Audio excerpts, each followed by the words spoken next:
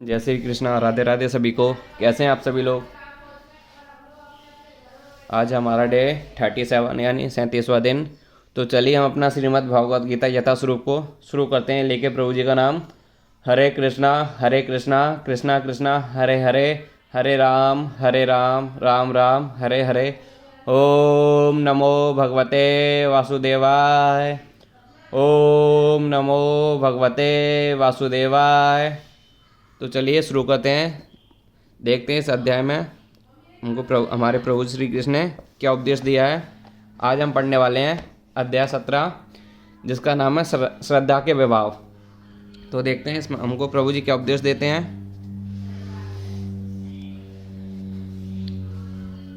अर्जुन ने कहा, हे कृष्ण, जो लोग शास्त्र के नियमों का पालन न करके अपनी कल्पना के अनुसार पूजा करते हैं, उनकी स्थिति कौन सी है? वे सतोगुणी हैं, रजोगुणी हैं या तमोगुणी? चतुर्थ अध्याय के 29वें श्लोक में कहा गया है कि किसी विशेष प्रकार की पूजा में निष्ठावान व्यक्ति क्रमशः ज्ञान की अवस्था को प्राप्त होता है और शांति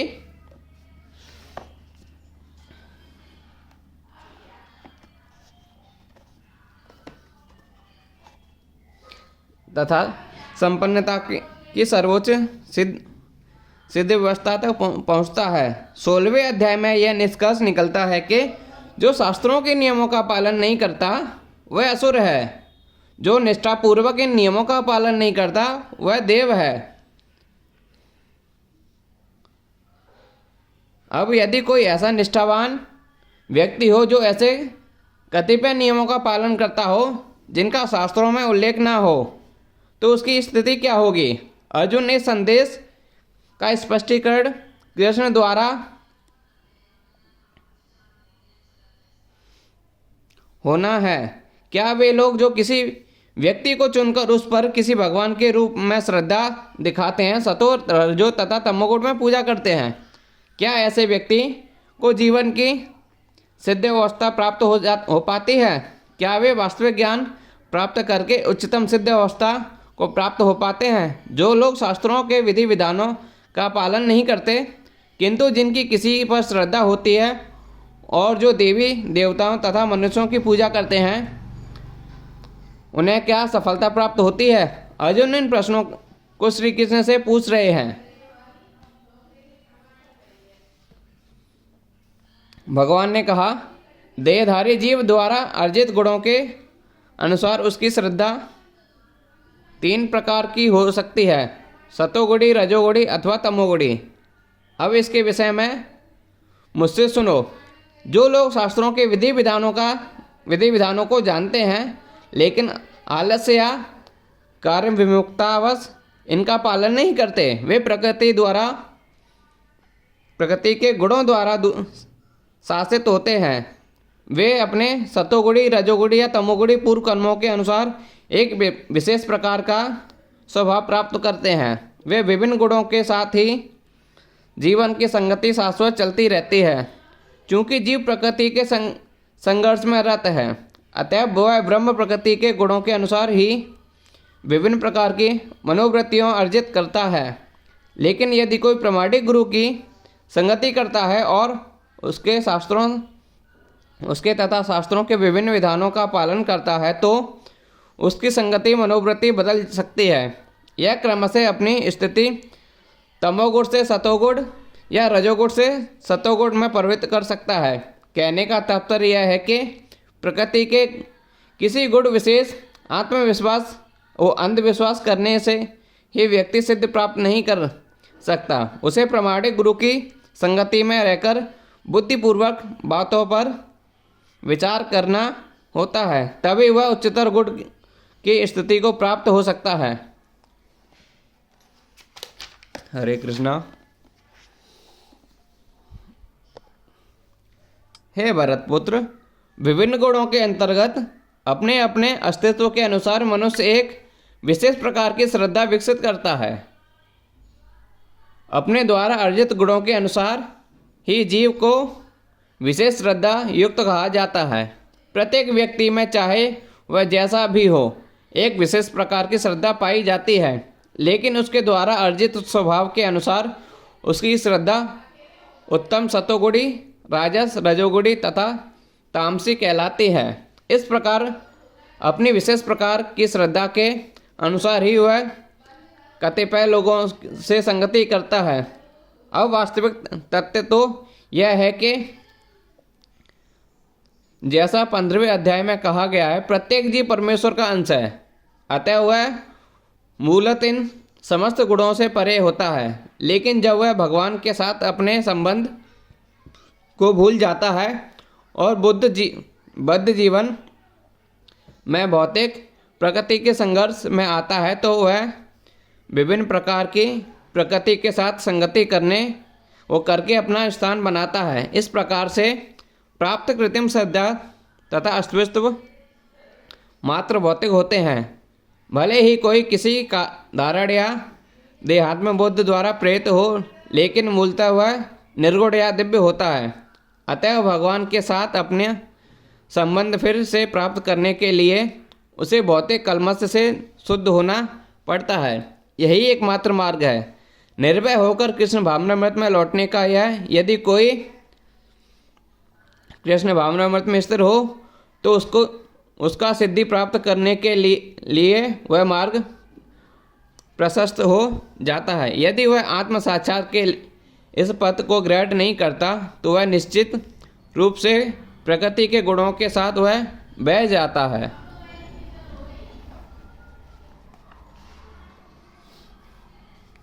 इस श्लोक में श्रद्धा शब्द अत्यंत सार्थक है। श्रद्धा मूलतः सतोगुण में उत्पन्न होती है। मनुष्य की श्रद्धा किसी देवता, किसी कृत्रिम ईश्वर या मनोधन में हो सकती है, लेकिन प्रबल श्रद्धा सर्वोच्च कार्यों से उत्पन्न होती है।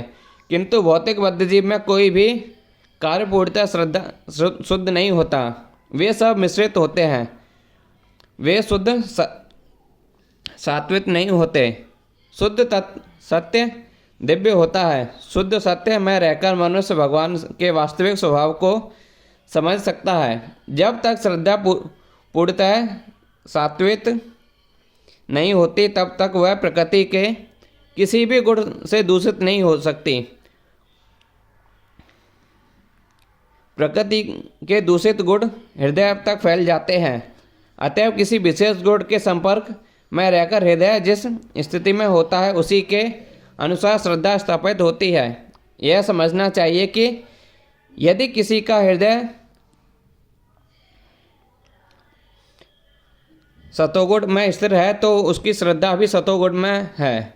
यदि वह हृदय रजोगुण में स्थिर है तो उसकी श्रद्धा रजोगुण में है, और यदि उसका हृदय तमोगुण में है तो उसकी श्रद्धा तमोगुण में होती है। इस प्रकार हमें संसार में विभिन्न प्रकार की श्रद्धाएं मिलती हैं और विभिन्न प्रकार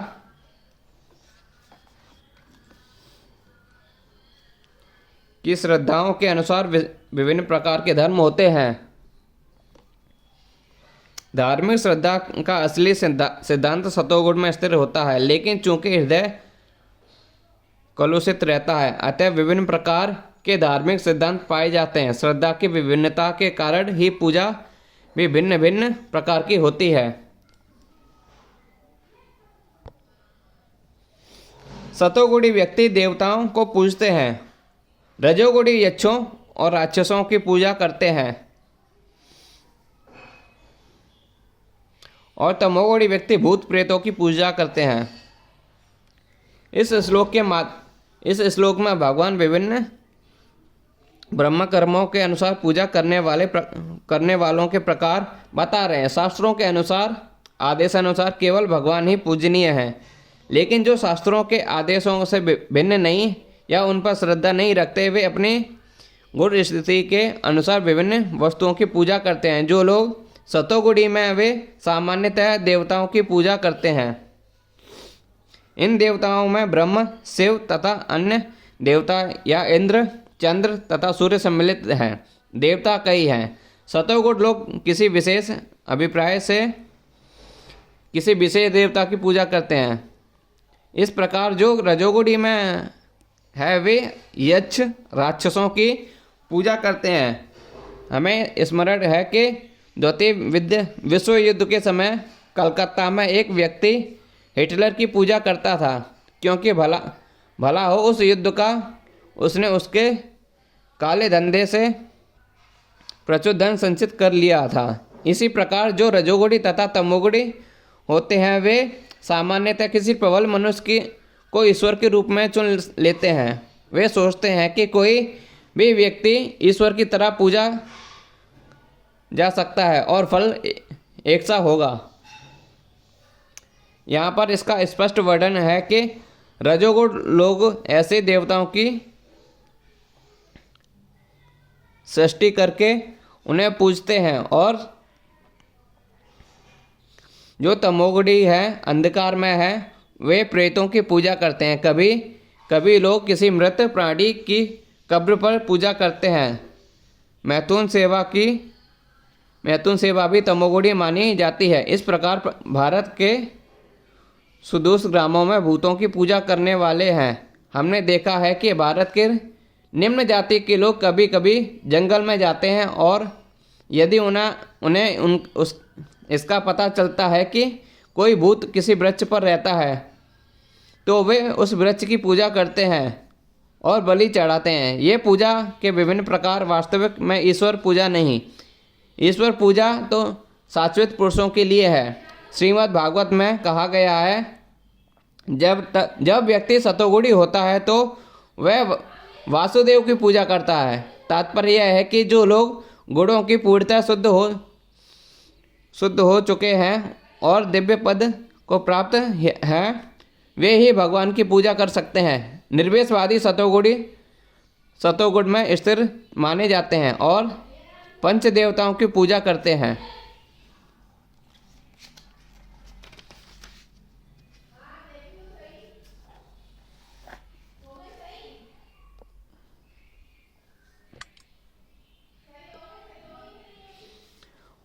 वे भौतिक जगत से निराकार विष्णु को पूजते हैं, जो सिद्धांतकृत विष्णु कहलाता है। विष्णु भगवान के विस्तार हैं, लेकिन निर्वेशवादी अनंत भगवान में विश्वास न करने के कारण सोचते हैं कि विष्णु का स्वरूप निराकार ब्रह्म का दूसरा पक्ष है। इसी प्रकार वे यह मानते हैं कि ब्रह्मा जी रजोगुणी के निराकार रूप हैं, अतः वे कभी कभी 5 देवताओं का वर्णन करते हैं जो पूज्य हैं। लेकिन चूंकि वे लोग निराकार ब्रह्म को ही वास्तविक सत्य मानते हैं, इसलिए वे अनंत समस्त पूज्य वस्तुओं को त्याग देते हैं। निष्कर्ष यह निकलता है कि प्रकृति के विभिन्न गुणों को दिव्य प्रकृति वाले व्यक्तियों की संगति से शुद्ध किया जा सकता है।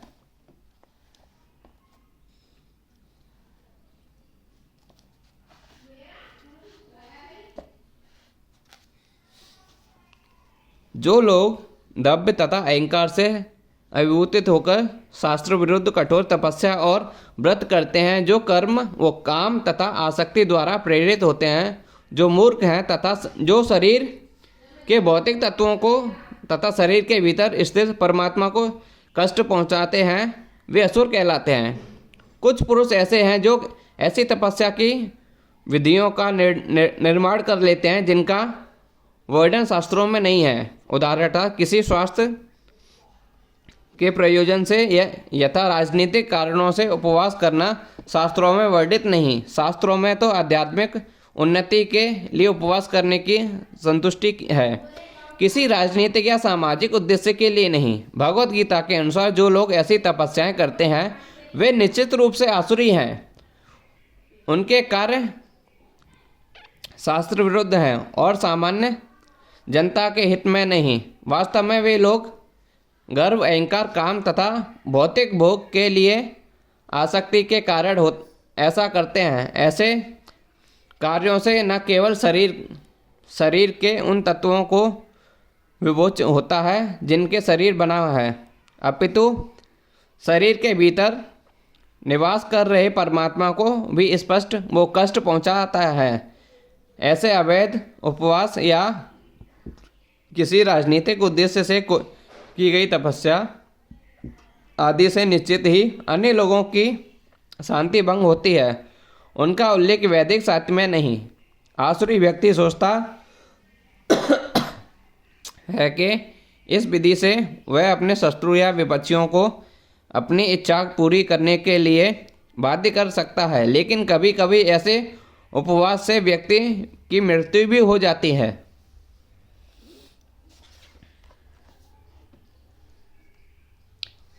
ये कार्य भगवान द्वारा अनुमत नहीं है। वे कहते हैं कि जो इन कार्यों में प्रवृत्त होते हैं वे असुर हैं। ऐसे प्रदर्शन भगवान के अपमान स्वरूप हैं, क्योंकि इन्हें वैदिक शास्त्रों के आदेशों का उल्लंघन करके किया जाता है। इस प्रसंग में अचेतस शब्द महत्वपूर्ण है। सामान्य व्यक्ति वो सामान्य मानसिक स्थिति वाले पुरुष को शास्त्रों के आदेशानुसार पालन करना चाहिए। जो ऐसी स्थिति नहीं है कि जो वे शास्त्रों के उपेक्षा तथा अवज्ञा करते हैं, तपस्या की अपनी विधि निर्मित कर लेते हैं। मनुष्य को सदैव आसुरी लोगों की चरम परिगति को स्मरण करना चाहिए। जैसा कि पिछले अध्याय में वर्णन किया गया है, भगवान ऐसे लोगों को आसुरी व्यक्ति में के जहाँ जन्म लेने के लिए बाध्य करते हैं। फलस्वरूप वे भगवान के साथ अपने संबंध को जाने बिना जन्मांतर आसुरी जीवन में रहते हैं। किंतु यदि ऐसे व्यक्ति इतने भाग्यशाली हुए कि कोई गुरु उनका मार्गदर्शन करके उन्हें वैदिक ज्ञान के मार्ग पर ले जा सके, तो वे इस भवबंधन से छूटकर अंतर्गोत्वात्वा परम गति को प्राप्त होते हैं। यहाँ तक कि प्रत्येक व्यक्ति को भोजन पसंद करता है। यहाँ तक कि प्रत्येक व्यक्ति जो भोजन पसंद करता है वह भी प्रकृति के गुणों के अनुसार 3 प्रकार का होता है। यह बात यज्ञ, तपस्या तथा दान के लिए भी सत्य है। अब उनके भेदों के विषय में सुनो। प्रकृति के भिन्न भिन्न गुणों के अनुसार भोजन, यज्ञ, तपस्या और दान के भेद होते हैं। वे सब एक से नहीं होते। जो लोग यह समझ सकते हैं कि किस गुण में क्या करना चाहिए, वे वास्तव में बुद्धिमान हैं। जो लोग सभी प्रकार के यज्ञ या भोजन या दान को एक सा मान कर उनमें अंतर नहीं कर पाते, वे अज्ञानी हैं। ऐसे भी प्रचारक लोग हैं जो यह कहते हैं कि मनुष्य चाहे वह कर सकता है और सिद्धि प्राप्त कर सकता है, लेकिन यह मूर्ख मार्गदर्शी शास्त्रों के आदेशानुसार कार्य नहीं करते। ये अपनी विधियां बनाते हैं और सामान्य जनता को भ्रांत करते रहते हैं। जो भोजन सात्विक व्यक्तियों को प्रिय होता है वह आयु बढ़ाने वाले, जीवन को शुद्ध करने वाले तथा बल, स्वास्थ्य, सुख तथा तृप्ति प्रदान करने वाला होता है।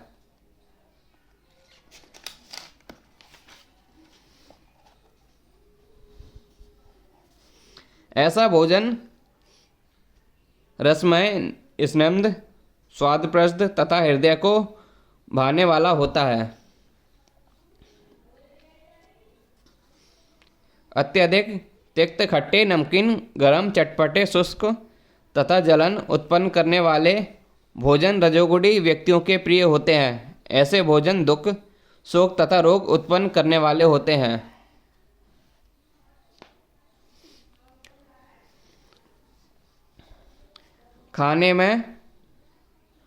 खाने से 3 घंटे पूर्व पकाया गया स्वाधीन वियोजन एवं सड़ा, झूठा तथा अप्रसन्न वस्तुओं से युक्त भोजन उन लोगों को प्रिय होता है जो तामसी होते हैं। आहार भोजन का उद्देश्य आयु को बढ़ाना, मस्तिष्क को शुद्ध करना तथा शरीर को शक्ति पहुंचाना है। इसका यही एकमात्र उद्देश्य है। प्राचीन काल में वे विद्वान पुरुष ऐसा भोजन चुनते थे जो स्वास्थ्य तथा आयु को बढ़ाने वाला हो, यथा दूध के व्यंजन, चीनी, चावल, गेहूँ, फल तथा तरकारियाँ। ये भोजन सतोगुणी व्यक्ति को अत्यंत प्रिय होते हैं। अन्य कुछ पदार्थ जो भुना मक्का तथा गुड़ स्वयं रुचिकर न होते हुए भी दूध या अन्य पदार्थों के साथ मिलकर स्वादिष्ट हो जाते हैं, तब वे सात्विक हो जाते हैं। ये सारे भोजन स्वभाव से ही शुद्ध होते हैं। ये मांस तथा मदिरा जैसे अप्रस्य पदार्थों से सर्वथा भिन्न है। 8वें श्लोक में जिन स्निग्ध चिकने पदार्थों का उल्लेख है उनका पशुवध से प्राप्त चर्बी से कोई नाता नहीं होता। यह पशु चर्बी वसा दुग्ध के रूप में उपलब्ध है, जो समस्त भोजनों में परम चमत्कारी है। दुग्ध, मक्खन, पनीर तथा अन्य पदार्थों से जो पशु चर्बी मिलते हैं उससे निर्दोष पशुओं के मारे जाने का प्रश्न नहीं उठता। यह केवल पाश्विक मनोवृत्ति है जिसके कारण पशुवध चल रहा है। आवश्यक चर्बी प्राप्त करने की संतुष्टि विधि दूध है। पशुवध तो अमानवीय है। मटर, दाल, दलिया आदि से प्रचुर मात्रा में प्रोटीन उपलब्ध है। जो राजस भोज कटु बहुत लवलीय या आध्यात्मिक गर्म चरपरा होता है, वह आमाशय में श्लेष्मा को घटाकर रोग उत्पन्न करता है। तामसी भोजन अनिवार्यतः वासी होता है। खाने से 3 घंटे पूर्व बना कोई भी भोजन भगवान को अर्पित प्रसादम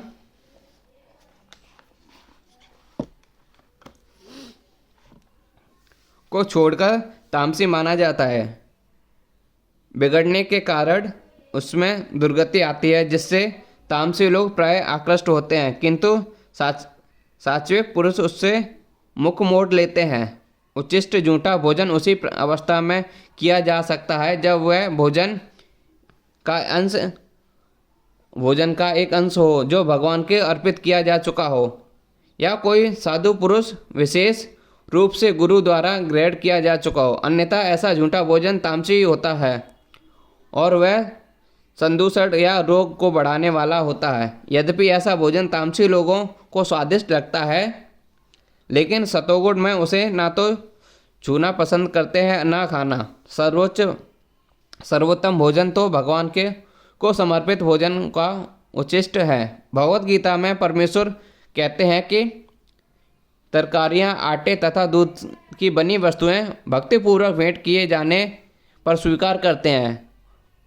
पन्न, पुष्प, फल, योगम। निसंदेह भक्ति तथा प्रेम में ही वो प्रमुख वस्तुएं हैं जिन्हें भगवान स्वीकार करते हैं, लेकिन इसका भी उल्लेख है कि प्रसादम को एक विशेष विधि से बनाया जाता है। कोई भी भोजन या जो शास्त्रीय ढंग से तैयार किया जाता है और भगवान को अर्पित किया जाता है, ग्रहण किया जा सकता है, भले ही वह कितने ही घंटे क्यों ना तैयार हुआ हो, क्योंकि ऐसा भोजन दिव्य होता है। अतः भोजन को रोगरोधक खाद्य तथा सभी मनुष्यों के लिए रुचिकर बनाने के लिए सर्वप्रथम भगवान को अर्पित करना चाहिए।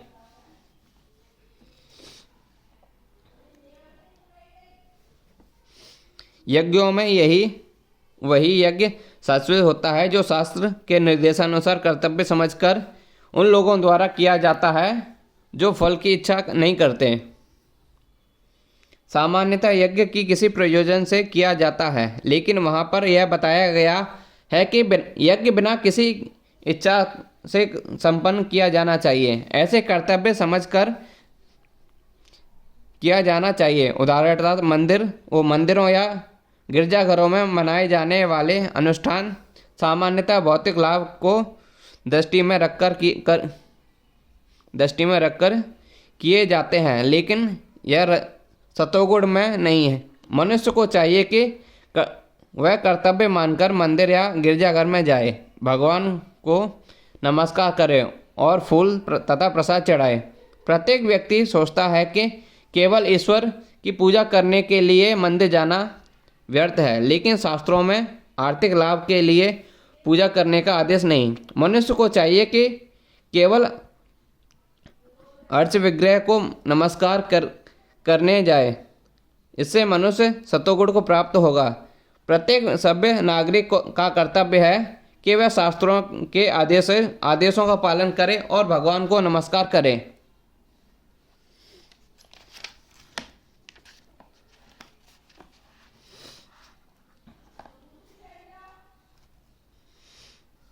लेकिन हे भरत श्रेष्ठ, जो यज्ञ किसी भौतिक लाभ के लिए या गर्ववश किया जाता है उसे तुम राजसी जानो।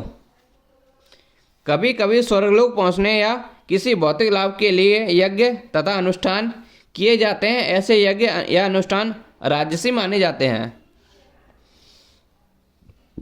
जो यज्ञ शास्त्रों के निर्देशों की अवहेलना करके प्रसाद वितरण किए बिना, वैदिक मंत्रों का उच्चारण किए बिना, पुरोहित को दक्षिणा दिए बिना तथा श्रद्धा के बिना संपन्न किया जाता है, वह तामसी माना जाता है। तमोगुण में श्रद्धा वास्तविक में अश्रद्धा है। कभी कभी लोग किसी देवता की पूजा धन अर्जित करने के लिए करते हैं और फिर वे इस धन को शास्त्र के निर्देशों की अवहेलना करके मनोरंजन में व्यर्थ करते हैं। ऐसे धार्मिक अनुष्ठानों को सार्वत्य नहीं माना जाता, वे तामसी होते हैं। इनसे तामसी प्रवृत्ति उत्पन्न होती है और मानव समाज को कोई लाभ नहीं पहुंचता। परमेश्वर ब्राह्मणों, गुरु, माता पिता जैसे गुरुजनों की पूजा करना तथा पवित्रता, सरलता, ब्रह्मचर्य और अहिंसा के ही शारीरिक तपस्या है। यहाँ पर भगवान तपस्या के भेद बताते हैं। सर्वप्रथम वे शारीरिक तपस्या का वर्णन करते हैं। मनुष्य को चाहिए कि वह ईश्वर या देवों, योग्य ब्राह्मणों, गुरु तथा माता पिता जैसे गुरुजनों या वैदिक ज्ञान में पारंगत व्यक्ति को प्रमाण करे या प्रमाण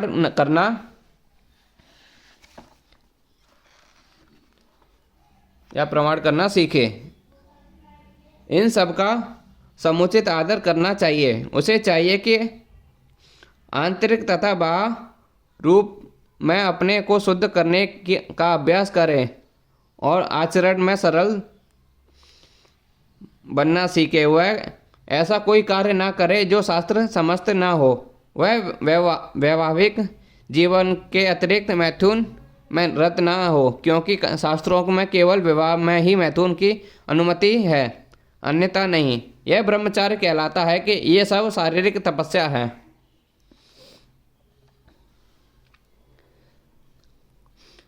सच्चे भाने वाले, हितकर तथा अन्यों को तुच्छ न करने वाले वाक्य बोलना और वैदिक साहित्य का नियतम पारायण करना, यही वाणी की तपस्या है। मनुष्य को ऐसा नहीं बोलना चाहिए कि दूसरों के मन तुच्छ हो जाए। निसंदेह जब शिक्षक बोले तो वह अपने विद्यार्थियों को उपदेश देने के लिए सत्य बोल सकता है, लेकिन उसी शिक्षक को चाहिए कि यदि वह उनसे बोले जो उसके विद्यार्थी नहीं हैं, तो भी उनके मन को तुच्छ करने वाला सत्य ना बोले। यही वाणी का तपस्या है। इसके अतिरिक्त प्रबल व्यर्थ की वार्ता नहीं करना चाहिए। आध्यात्मिक क्षेत्रों में बोलने की विधि यह है कि जो भी कहा जाए वह शास्त्र समस्त हो। उसे तुरंत ही अपने कथन की पुष्टि के लिए शास्त्रों का प्रमाण देना चाहिए। इसके साथ साथ वह बात सुनने में अति प्रिय लगनी चाहिए। ऐसी विवेचना से मनुष्य को सर्वोच्च लाभ और मानव समाज का उत्थान हो सकता है। वैदिक साहित्य का विपुल भंडार है और इसका अध्ययन किया जाना चाहिए। यही वाणी की तपस्या कही जाती है। तथा संतोष, सरलता, गंभीरता, आत्मसंयम एवं जीवन की शुद्धि, ये मन की तपस्याएं हैं। मन को संयमित बनाने का अर्थ है उसे इंद्रिय तृप्ति से विलग करना। उसे इस सरल प्रशिक्षित किया जाना चाहिए जिससे वह सदैव परोपकार के विषय में सोचे। मन के लिए सर्वोच्च प्रशिक्षण विचारों की श्रेष्ठता है। मनुष्य को कृष्ण भावनामृत में विचलित नहीं होना चाहिए और इंद्रिय भोग में से सदैव बचना चाहिए। अपने स्वभाव को शुद्ध बनाना कृष्ण भावना भावित होना है। इंद्रिय भोग के विचारों से मन को अलग रख रख करके ही मन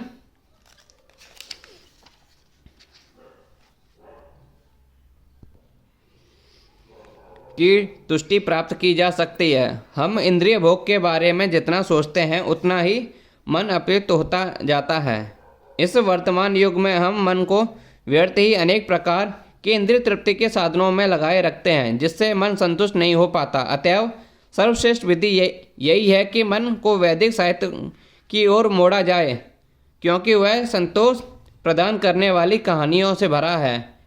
यथा पुराण तथा महाभारत की कोई भी ज्ञान का लाभ उठा कर शुद्ध हो सकता है। मन को छल कपट से मुक्त होना चाहिए और मनुष्य को सबके कल्याण हित के विषय में सोचना चाहिए। मौन गंभीरता का अर्थ है कि मनुष्य निरंतर आत्म साक्षात्कार के विषय में सोचता रहे। कृष्ण भावना भावित व्यक्ति पूर्ण मौन इस दृष्टि के धारण किए रहता है। मन विग्रह का अर्थ है कि मन के इंद्रिय भोग से पृथक करना। मनुष्य को अपने व्यवहार में निष्कपट होना चाहिए और इस तरह से अपने जीवन भाव को शुद्ध बनाना चाहिए। ये सब गुण मन की तपस्या के अंतरंग आते हैं।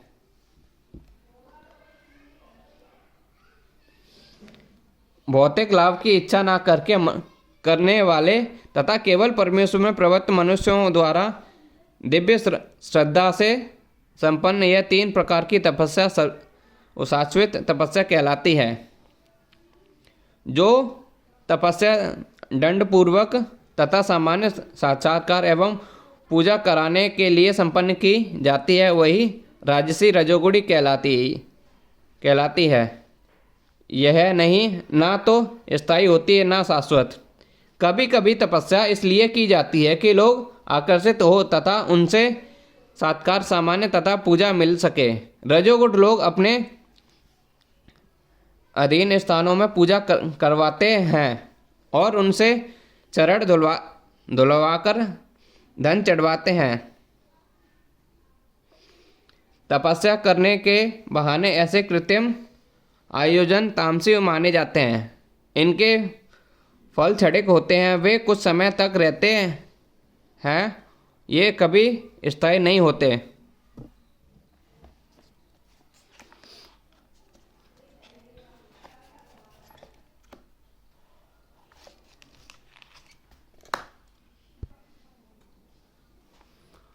मूर्खतावश आत्म उत्पीड़न के लिए या अन्यों को निकृष्ट करने या हानि पहुंचाने के लिए जो तपस्या की जाती है वह तामसी कहलाती है।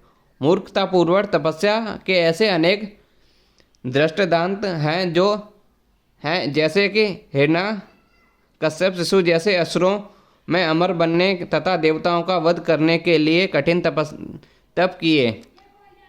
उसने ब्रह्म से ऐसे ही वस्तुएं मांगी थी, लेकिन अंत में वह भगवान द्वारा मारा गया। किसी असंभव वस्तु के लिए तपस्या करना निश्चय ही तामसी तपस्या है।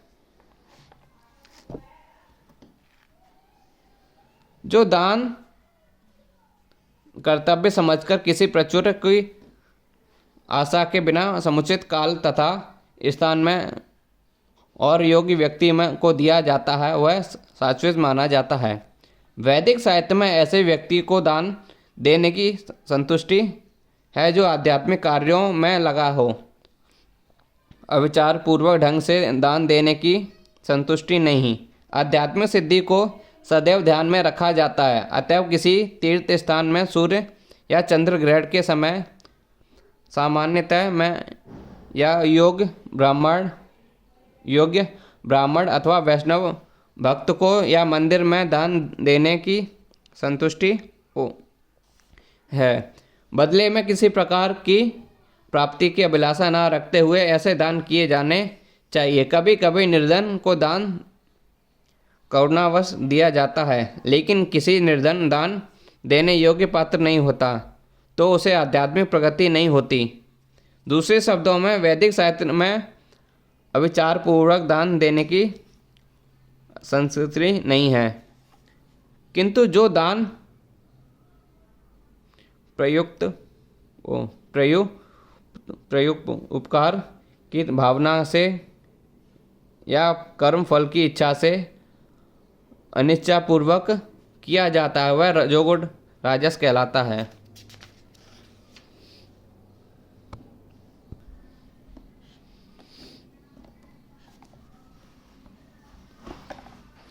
दान कभी कभी स्वर्ग जाने के लिए दिया जाता है, तो कभी अत्यंत कष्ट से तथा कभी इन पश्चाताप के साथ मैंने इतना व्यय इस तरह क्यों किया। कभी कभी अपने वरिष्ठ जनों के दबाव में आकर भी दान दिया जाता है। ऐसे दान रजोगुण दिए गए माने जाते हैं। ऐसे अनेक दायित्व न्याय हैं जो उन संस्थाओं को दान देते हैं जहां इंद्रिय भोग का बाजार गर्म रहता है। वैदिक शास्त्र में ऐसे दान की संतुष्टि नहीं करते, केवल सात्विक दान की संतुष्टि की गई है।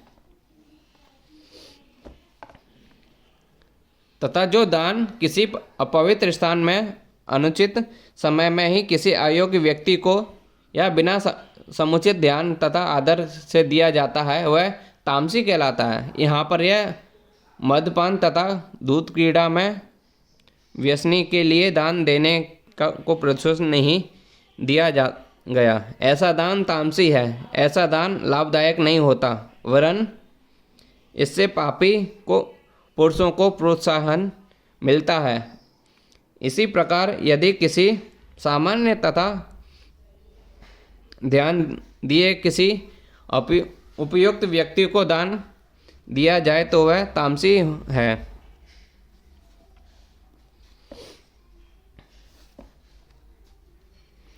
सृष्टि के आदिकाल में ओम, सत्य, तत्, सत्य ये तीन शब्द परम ब्रह्म को सूचित करने के लिए प्रयुक्त किए जा रहे हैं। ये तीनों सांकेतिक अभिव्यक्तियों ब्राह्मणों द्वारा वैदिक मंत्रों का उच्चारण करते हैं तथा ब्रह्म को संतुष्ट करने के लिए यज्ञों के समय उपयुक्त होते हैं। यह बताया जा चुका है कि तपस्या, यज्ञ, दान तथा भोजन के तीन भेद हैं, सात्विक, राजस तथा तामस। लेकिन चाहे ये उत्तम हो, मध्यम हो या निम्न हो, ये सभी बद्ध तथा भौतिक गुणों से कलुषित है। किंतु जब ये ब्रह्म ओम तत् सत्य को लक्ष्य करके किए जाते हैं तो आध्यात्मिक उन्नति के साधन बन जाते हैं। शास्त्रों में ऐसे लक्ष्य का संकेत हुआ है। ओम तत् सत्य के ये तीन शब्द विशेष रूप से परम सत्य भगवान के सूचक हैं। वैदिक मंत्रों में ओम शब्द सदैव रहता है।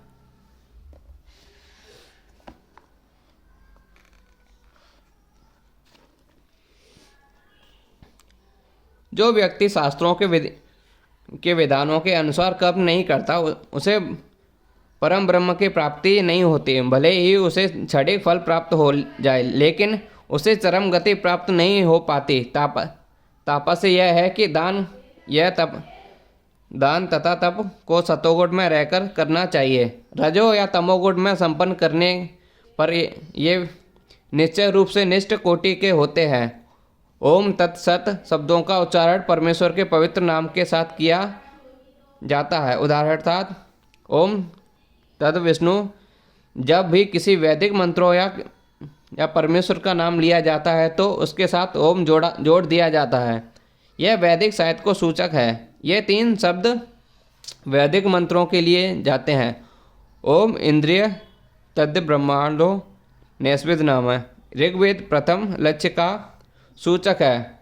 फिर तत् तमसे छंदो उपनिषद दूसरे शब्द का सूचक है तथा सद का सौम्य छंदो उपनिषद तृतीय लक्ष्य का सूचक है। ये तीनों मिलाकर ओम तत्सत हो जाते हैं। आदि काल में जब प्रथम जीवात्मा ब्रह्म ने यह यज्ञ किए तो उन्होंने इन तीनों शब्द के द्वारा भगवान को लक्षित किया। अतएव गुरु परंपरा द्वारा अपनी सिद्धांत का पालन किया जाता है। अब इस मंत्र का आध्यात्मिक महत्व है। अतएव भगवत गीता के अनुसार कोई भी ओम तत्सत के अर्थात भगवान के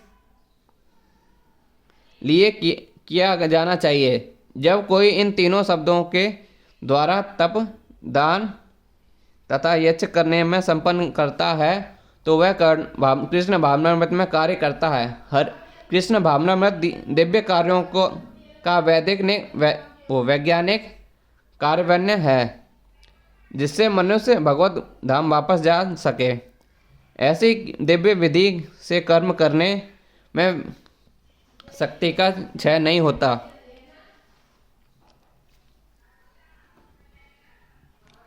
अतएव योगी जन ब्रह्म को प्राप्ति के लिए शास्त्रीय विधि के अनुसार यज्ञ दान तथा तप की सरल और समस्त क्रियाओं का शुभारंभ सदैव ओम से करते हैं। ओम तद विष्णु परम पद ऋग्वेद विष्णु के चरण कमलों परम भक्ति के आश्रय है। भगवान के लिए संपन्न हर एक क्रिया सारे कार्य क्षेत्र की सिद्धि निश्चित कर देती है। मनुष्य को चाहिए कि कर्म फल की इच्छा किए बिना विविध प्रकार के यज्ञ तप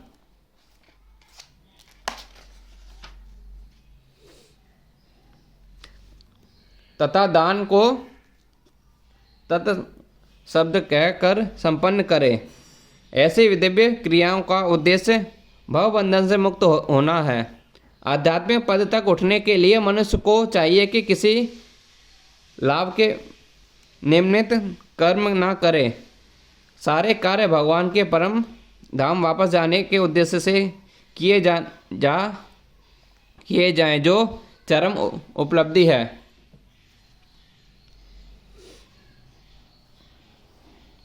परम सत्य भक्ति में यज्ञ का लक्ष्य है और उसे सत्य शब्द से अभिहित किया जाता है। हे पार्थपुत्र, ऐसे यज्ञ संपन्न करता है भी सत्य कहलाता है। जिस प्रकार यज्ञ तप तथा दान के सारे कर्मफल जो परम पुरुष को संपन्न करने के लिए संपन्न किए जाते हैं सत्य है।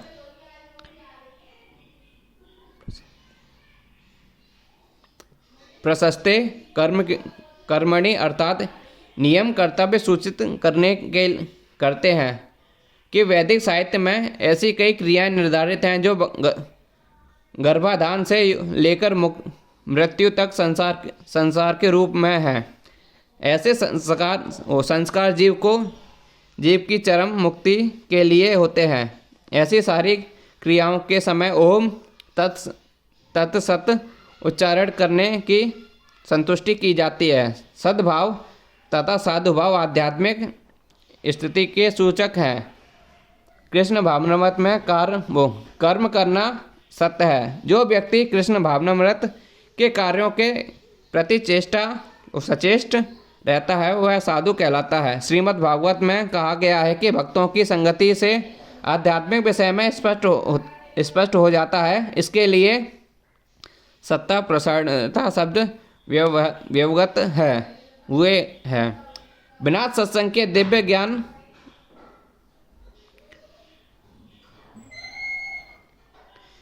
उपलब्ध नहीं हो पाता। किसी को दीक्षित करते या यज्ञोपवीत धावत कराते समय ओम तत्शब्दों का उच्चारण किया जाता है। इसी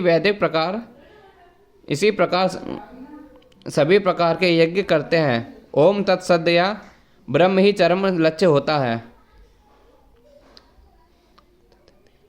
तदथीतम शब्द ब्रह्म के प्रतिनिधित्व करने वाले किसी भी कार्य की सेवा करने का सूचक है, जिससे भगवान के मंदिर में भोजन पकाना तथा सहायक करने जैसी सेवाएं या भगवान के यश का प्रसार करने वाले अन्य किसी भी कार्य सम्मिलित हैं।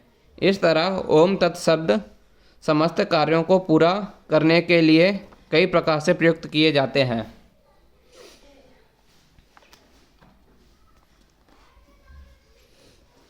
हे पार्थ, श्रद्धा के बिना यज्ञ दान या तप के रूप में जो भी किया जाता है वह नश्वर है, यह असंगत कहलाता है और इस जन्म तथा अगले जन्म दोनों में ही व्यर्थ जाता है। चाहे यज्ञ हो दान या तप हो, बिना आध्यात्मिक लक्ष्य के व्यर्थ रहता है। अतएव इस श्लोक में यह घोषित किया गया है कि ऐसे कार्य कुष्ठिक हैं, प्रत्येक कार्य कृष्ण भावनामृत में रहकर ब्रह्म के लिए किया जाना चाहिए। संपूर्ण वैदिक साहित्य में भगवान में श्रद्धा की संतुष्टि की गई है। ऐसी श्रद्धा तथा समुचित मार्गदर्शन के बिना कोई फल नहीं मिलता। समस्त वैदिक आदेशों का पालन का चरम लक्ष्य कृष्ण को जानना है। इस सिद्धांत का पालन किए बिना कोई सफल नहीं हो सकता। इसलिए सर्वश्रेष्ठ मार्ग यही है कि मनुष्य प्रारंभ से ही किसी प्रामाणिक गुरु के मार्गदर्शन में कृष्ण भावनामृत में कार्य करे। सब प्रकार से सफल होने का यही मार्ग है। बद्ध अवस्था में लोग देवताओं, भूतों या कुबेर जैसे यक्षों की पूजा के प्रति आकृष्ट होते हैं। यद्यपि सतोगुण, रजोगुण तथा तमोगुण में श्रेष्ठ है, लेकिन जो व्यक्ति कृष्ण भावनामृत को ग्रहण करता है वह प्रकृति के इन तीनों गुणों को पार कर जाता है। यद्यपि क्रमित उन्नति की विधि है, किंतु शुद्ध भक्तों की संगति से यदि कोई कृष्ण भावनामृत ग्रहण करता है तो वह सर्वश्रेष्ठ मार्ग है। इस अध्याय में इसे संतुष्टि की गई है किस प्रकार से सफलता पाने के लिए उपयुक्त गुरु प्राप्त करके उसके निर्देशन के प्रशिक्षण प्राप्त करना चाहिए, तभी ब्रह्म में श्रद्धा हो सकती है। जब कर्म फल और कालक्रम में यह श्रद्धा परिपक्व होती है तो इसे ईश्वर प्रेम कहते हैं। यही प्रेम समस्त जीवों का चरम लक्ष्य है। अतः मनुष्य को चाहिए कि सीधे कृष्ण भावनामृत ग्रहण करे। इसे 17वें अध्याय का यही संदेश है। इस प्रकार श्रीमद् भगवत गीता के 17वें अध्याय का अध्याय श्रद्धा के प्रभाव का भक्ति वेदांत पूर्ण हुआ। तो आज हमारा अध्याय 17 पूरा होता है। अब हम अध्याय 18 से कल से प्रारंभ करेंगे। ये हमारा लास्ट अध्याय होगा कल का। जब तक आप सभी हरि के नाम का वर्णन करते रहिए। हरे कृष्णा कृष्णा कृष्णा हरे हरे, हरे राम राम राम हरे हरे। ओम नमो भगवते वासुदेवाय। ओम नमो भगवते वासुदेवाय। तो चलिए अध्याय 18 से हम कल से पढ़ना प्रारंभ करेंगे।